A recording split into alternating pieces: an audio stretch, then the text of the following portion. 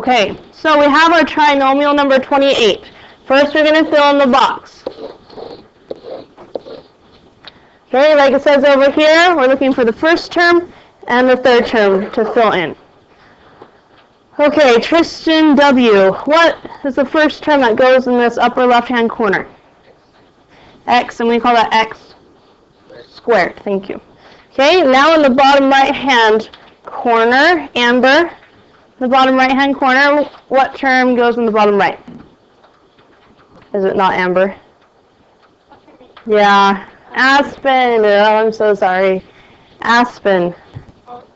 What term goes in this bottom right-hand corner?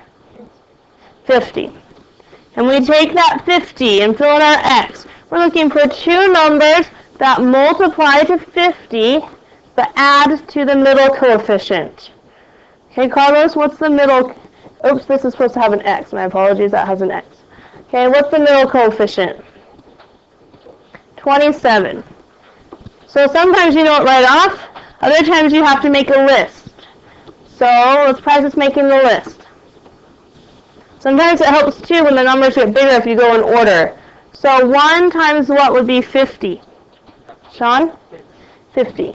And we can change their signs. -1 times -50 also gives us positive 50. Okay, Gerardo, can you think of another pair that multiplies to 50?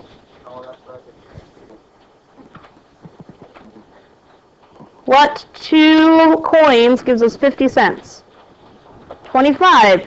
2 times 25. And -2 times 25. And we can keep going and get 5 times what number?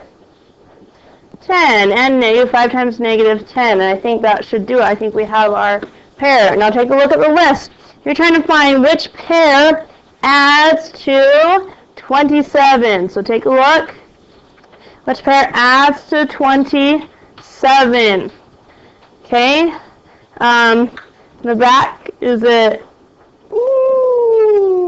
Diana? Am I close? What's your name? Blanca. I'm so sorry. Blanca. Which one adds to 27? 2 and 25. Good. These are your x's.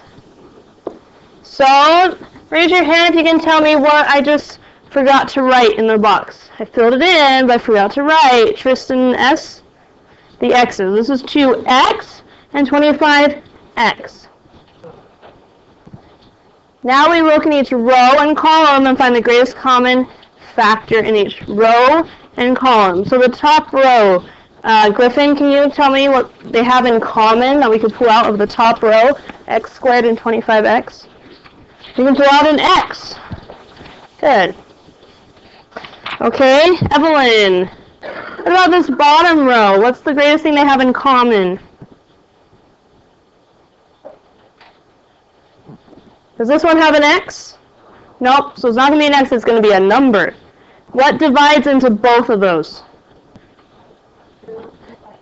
2 divided by 25 doesn't work. So here's a hint. It can't be any bigger than the smallest number.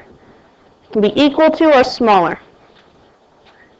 1 goes into everything, but it's not the greatest.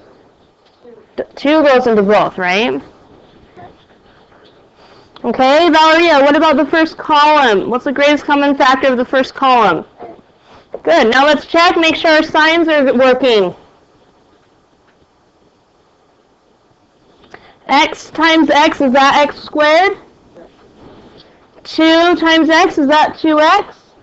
Good. So far signs are working. Now we do the last column. Alyssa, what do these two terms have in common, the greatest common factor?